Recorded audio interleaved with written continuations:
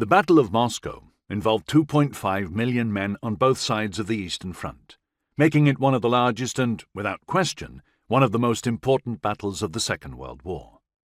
According to Andrew Roberts, Hitler's offensive towards the Soviet capital was nothing less than decisive. It is no exaggeration to state that the outcome of the Second World War hung in the balance during this massive attack.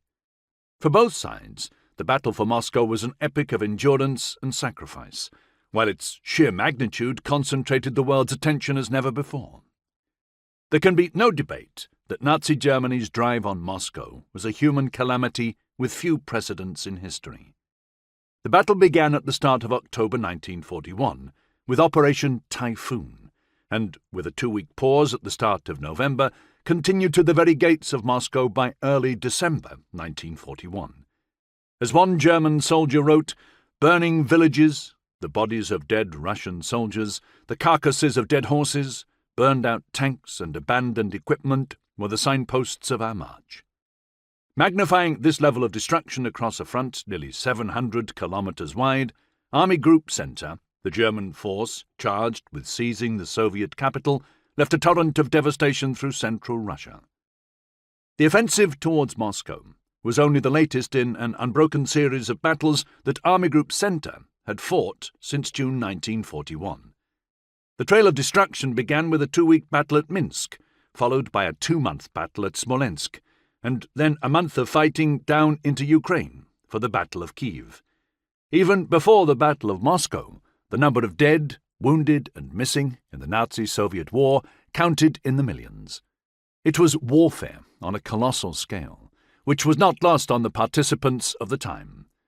Kurt Vogeler wrote home in December 1941, shortly before his own death, "The world has seen many great, even grand wars, but there has probably never been a war in its history which can measure up to the present in Eastern Europe.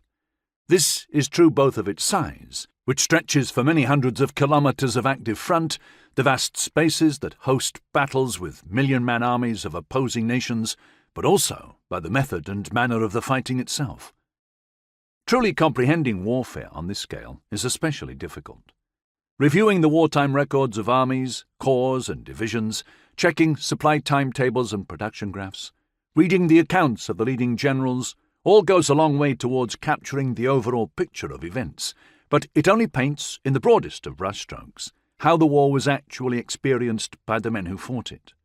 Even first-hand accounts only tell us the stories of those who survived and had the opportunity to publish their experiences, or otherwise commit them to a public record. There is no doubt there are some very valuable soldiers' memoirs, notwithstanding the problems post-war accounts present, as well as some outstanding publications of letters and diaries. But these are still relatively few in number given the millions of men that took part.